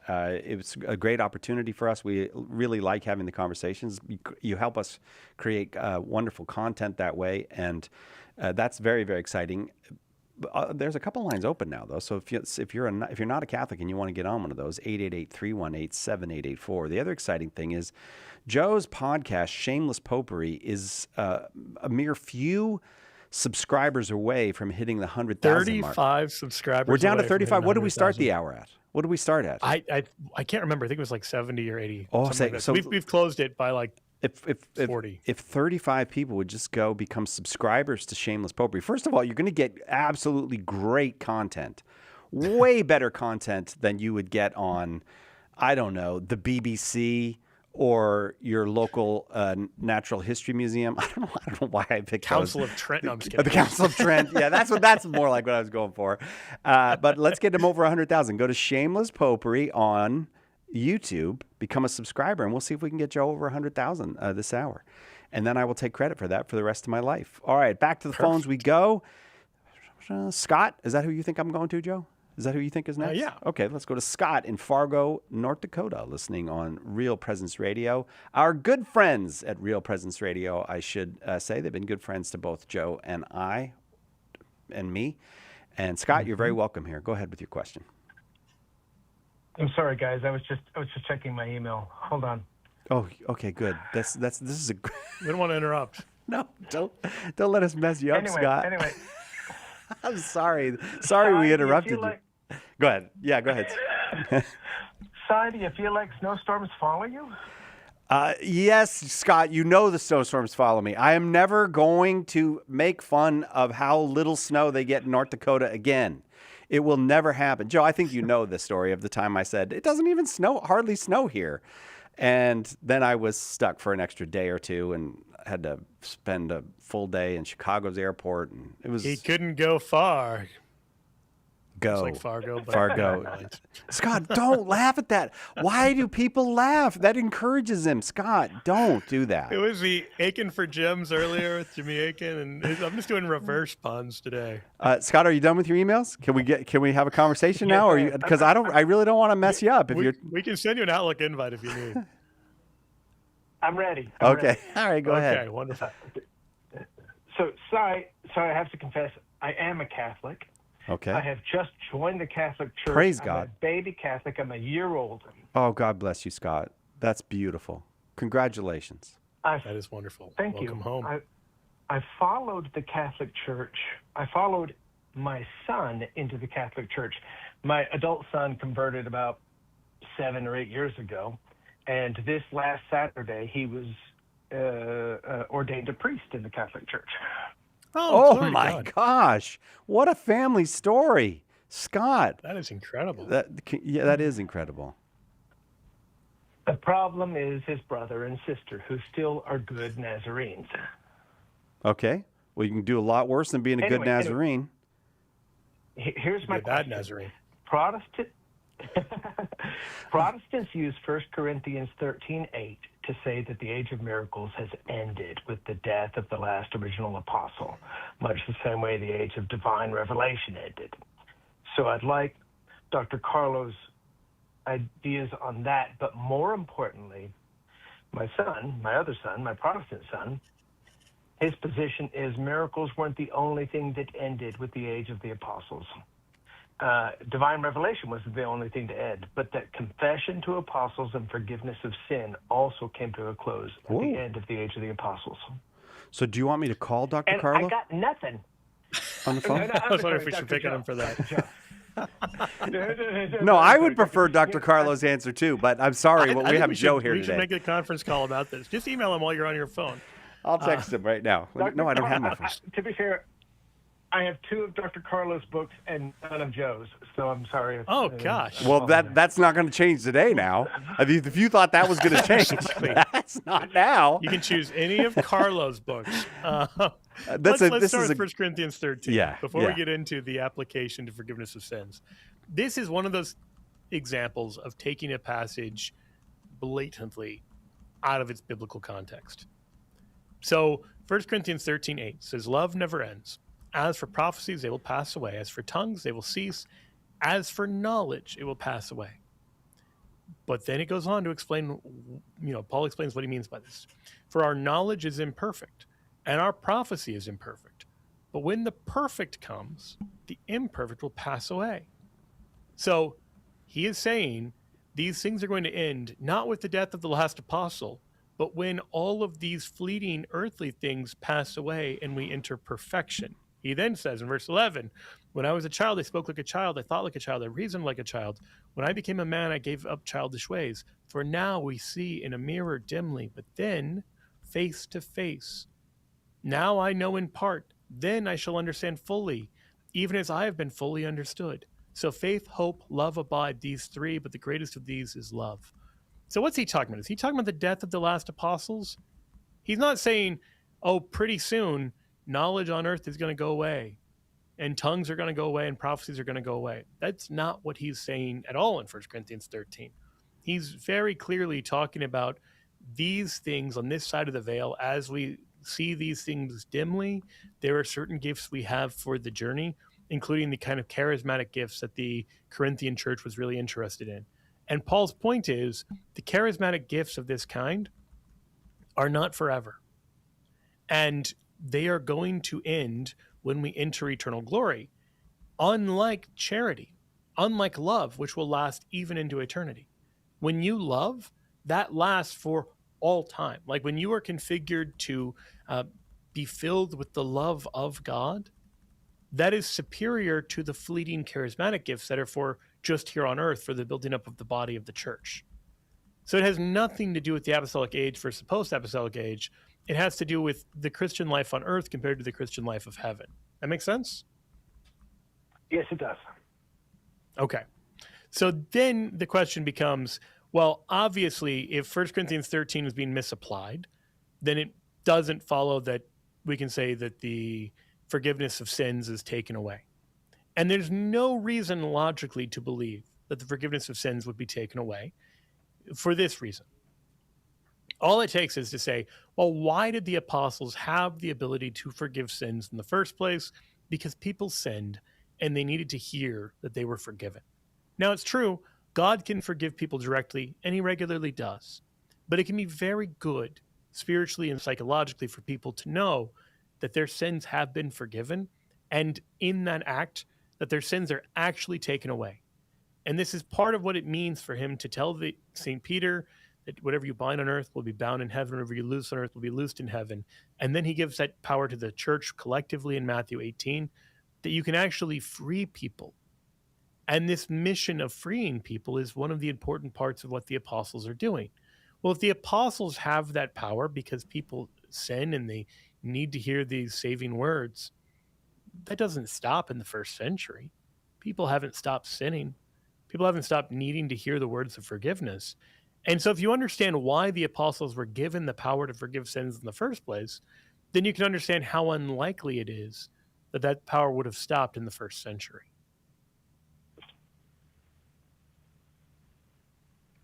What do you think, Scott? Oh, okay. I guess it's not pairing it I'm sorry. That's okay. Try pairing the power to forgive sins. Sorry, say that again? I don't know if hang on. I think we might have. We did. We lost Scott. Scott, we were going to give you one of Joe's books since you haven't got one of Joe's books. So give us a call back if we want to continue the conversation. The phone just cut out on us, so I apologize for that. The early church was the Catholic Church. We'll send it to you. Probably froze Because it's so cold up there in Fargo in June. In June, yeah, probably. It wasn't user error. I know that. I know the people on YouTube immediately will jump to the conclusion that the Lord of the Buttons has pressed the wrong button again. But no, he just dropped. All right, let's take a quick break. We'll regroup. We'll come right back with more Why Aren't You Catholic with Joe Heschmeyer on Catholic Answers Live. You're listening to Catholic Answers Live.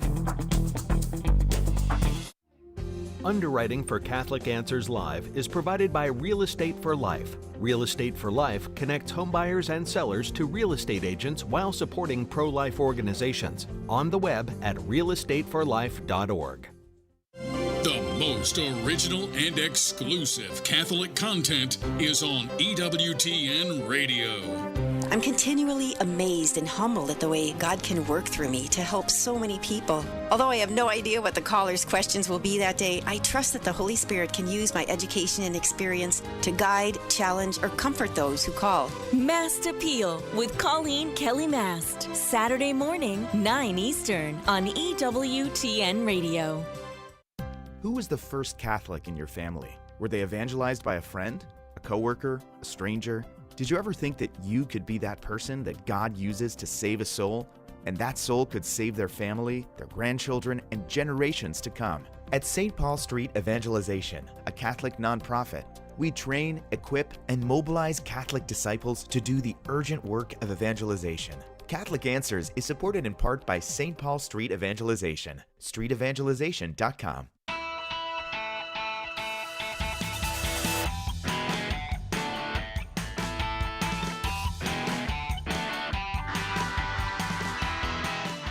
Welcome back.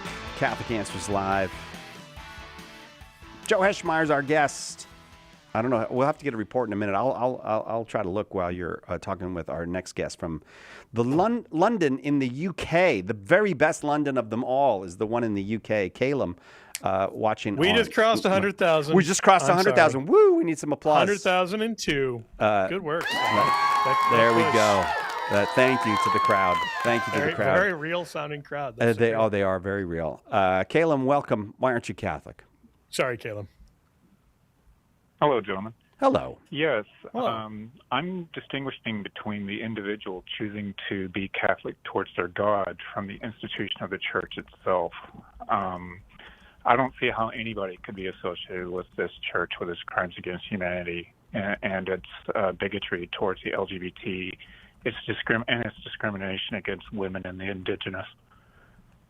But you can still be Catholic as an individual because that's between you and your God.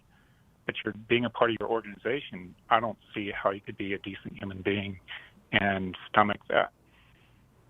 Let's take that bit by bit.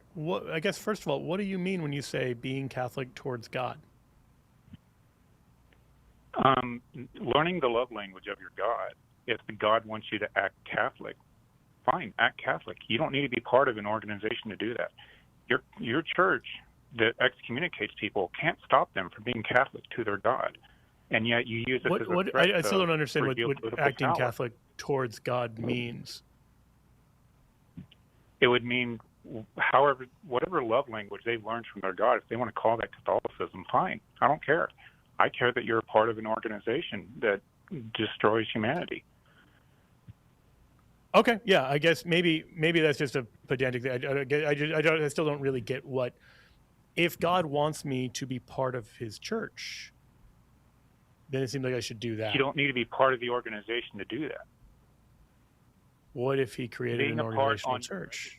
Does not stop you from being in love with your God and your God in love with you. Your church has no power. Oh yeah, no, I'm not saying that you couldn't be in love with God. I'm just more saying if Jesus established a church, and if he prayed that his disciples will all be one, and if the church that he established is visible, even if it's full of other sinners like me. There's no crimes against humanity that your church could do that would justify people staying in it just because it's associated with Christ. You can do that as an individual. Not if what I'm saying is true. Follow the logic here.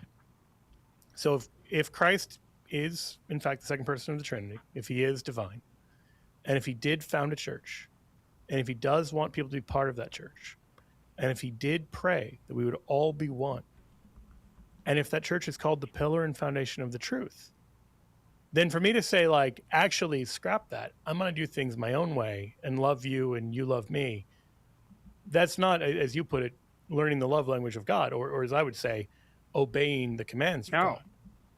No, what I'm saying is that the people that are following God's love language in Jesus' church and all the rest of that stuff, they're doing that.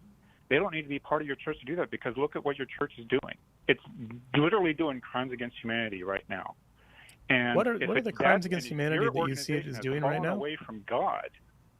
If your organization has fallen away from God by these actions and by your justifications and your weaseling apologies, I would want to leave it too and just continue being Catholic, because Rome is not Catholic at all by doing these things. I mean, it seems like we're having an kind of Orwellian experience of words here, where the word Catholic just means whatever you want it to mean. It's like Humpty Dumpty. I really don't think your audience Alice in Wonderland is to not understand this. I'm saying the word Catholic either does or doesn't mean something. What you're trying to do here. I'm just trying to understand what. Thinking that they don't understand this. Okay, I mean, I'm happy to try to engage you with this, but it doesn't seem like you really want to engage. No, I do. It's just that everybody understands this except for you trying to get your 5 pieces of silver from Rome. Everybody understands exactly what I'm talking about. Rome doesn't pay us for that. I don't know if you know. Anyway. What are you talking about? You don't get. Wait a second, Joe. Seriously? Yeah, you haven't gotten any checks from Rome? In silver on these. Has no one told Joe about the program? I'm sorry.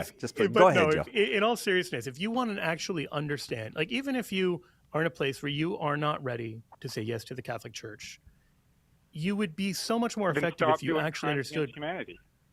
Joe's not doing crimes against humanity. You would be so much more effective if you actually understood what it is Catholics believe. So I've tried to ask you now what you mean by Catholic and what crimes against humanity, but you're kind of spinning around the same axis. And I don't, I know you think you're being completely clear. What are the crimes against humanity that the Catholic Church is currently perpetrating against you or somebody else? okay, how long do I have for responsible? Because it might take a while because your list is extremely long. Let's just try one or two. Every country on this planet that has indigenous on it, when you showed up, you violated the indigenous. So remember the question I asked you: what are the Australia crimes right now. against humanity that are currently happening? And the first example you gave is about historic crimes against the indigenous, which is a really complicated story and one that Catholics were in many cases guilty of. Because you don't respect humanity unless they're intelligent enough to call you out on what you're trying to do. This is why I'm asking for violated current the indigenous in every country on crimes the planet. against There's survivors humanity. in Canada right now from your indigenous orphanages where you ripped them away. Those are survivors right now that are dealing with that. There's the lost generation right now in Australia right now that are trying to get reparations from what you guys did to the living survivors right now.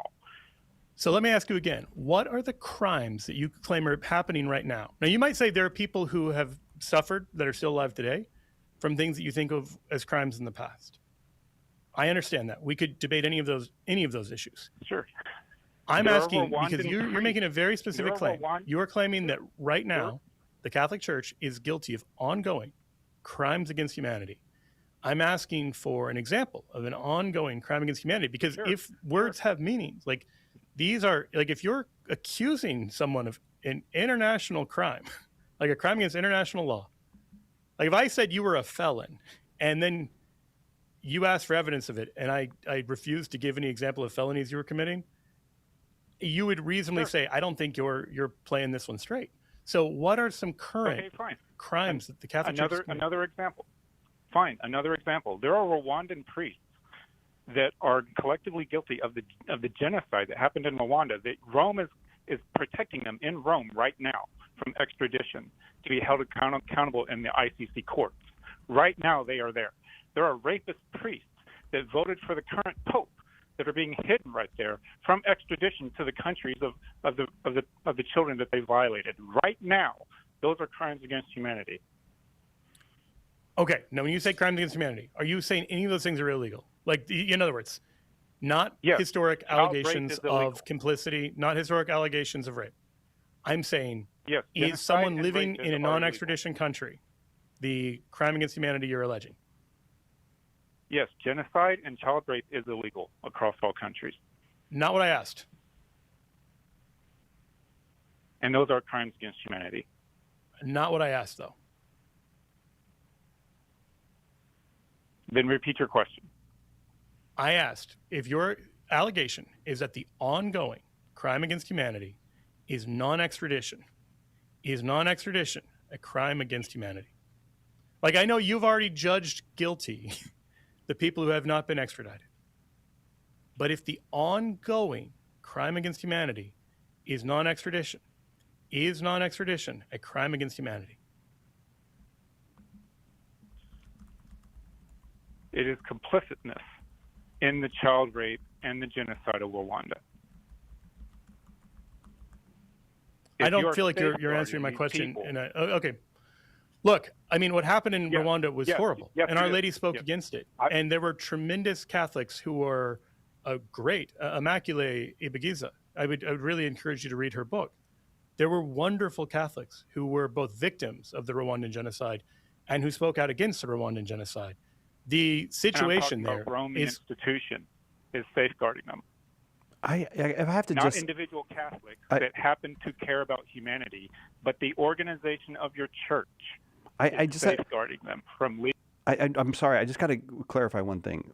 There's no evidence that the Vatican is hiding any Rwandan priests. There was evidence that in France there was protection of Rwandan priests. There were complaints at one time that the Vatican was hiding Rwandan priests, but Rwandan priests have been convicted of genocide, and I don't think there's any serious person who alleges that the Vatican is currently hiding Rwandan priests. So at some point, the facts do matter here. I realize that it's a very emotional issue, and there were priests who did evil things, as there have been in every age and era. But it's just not true to say that the Vatican is sheltering Rwandan priests. That's not the case.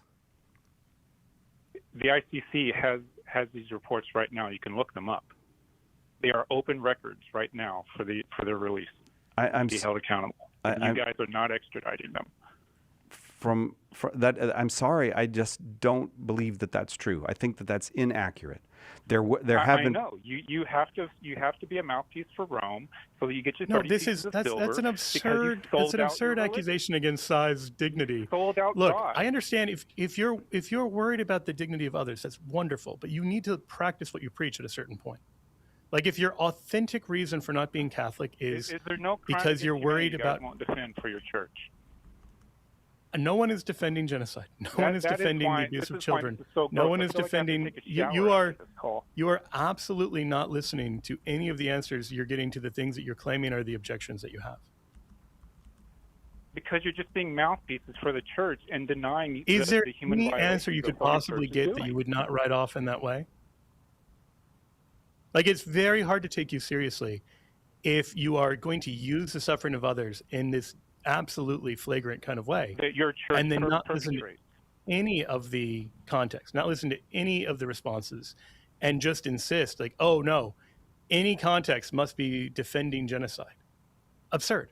That's an absurd way to go about it. The correct response is to say, yes, this is terrible. We should, as a group, ask Rome to release them so we can save faith and do right by humanity. Okay, you're not doing that. I'm going to read you something from the United Nations. The UN court that actually hunted and prosecuted Rwandan war criminals was the International Criminal Tribunal for Rwanda.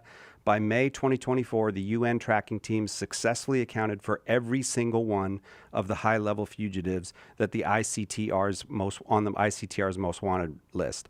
No UN-indicted Rwandan fugitives remain at large anywhere in the world, and that I assume that you understand that means the Vatican. I'm not trying to be a mouthpiece for anyone. I'm telling you, you're saying something that's just materially not true, and it's very hard to have a conversation about the crimes or whatever you would like to talk about. If you're saying things that are simply not true, the Rwandan priests did not flee to the Vatican. They were never shielded by the Vatican.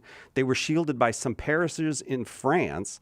And the International Tribunal has accounted for every single one of the people they were looking for. There's just no more argument. And it's not me. It's the United Nations that reported that. So there does come a point at which you have to say, look, you're fixated on an idea. You accuse us of saying there's no crime that we're not willing to defend, but you have to have evidence. And there's simply not evidence for what you're alleging. Joe, is there anything else that you would I would like to say? A good book, if you want a more factually grounded discussion of what actually happened in Rwanda, a wonderful book is We Wish to Inform You That Tomorrow We'll Be Killed with Our Families, Stories from Rwanda by Philip Gourevitch. It's a basis for the movie Hotel Rwanda, but there's so much more in it than that. So it combines personal stories about people who were victims of the Rwandan genocide with a discussion of the geopolitics that made this very complicated, namely that France was in many cases for complicated colonial and linguistic reasons supporting the French-speaking Hutus over their victims, the often English-speaking Tutsis. It's a very good book. And then Left to Tell as well by Immaculée Ilibagiza is also one that I really highly recommend. The subtitle is Discovering God Amidst the Rwandan Holocaust. So if you want to know how can someone be Catholic in the midst of this, here's someone who is an actual victim of the Rwandan genocide who gives her own spiritual journey. And I think her accurate assessment is also worth a great deal more. So I hope that's helpful, Caleb. It sounds like there's obviously some tremendous suffering, but I would really recommend those books and see if it doesn't help a little bit. I thank you for the call. Jesus himself said that we would have to tolerate the fact that the weeds and the wheat grow together. The truth is, in the Catholic priesthood, it's almost all wheat, but there are wheat that still leaves room for thousands of weeds, and I don't think either Joe or I would deny that. It's just what we deny are things that the facts don't in any way seem to support. Joe Heschmeyer, thanks very much. You made it over 100,000, so what a successful day that was. I'm very happy about that, so thank you to everyone who subscribed. And so no one else can subscribe to Shameless Popery? Is that over? It's a limit. You've reached the limit? Okay. We've maxed out Shameless Popery. Don't bother going now. You missed out. It's one of the greatest podcasts. No, you can still go. Go to Shameless Popery. wherever you get your podcasts or on YouTube. That will do it for us. We'll see you next time, God willing, right here on Catholic Answers Live.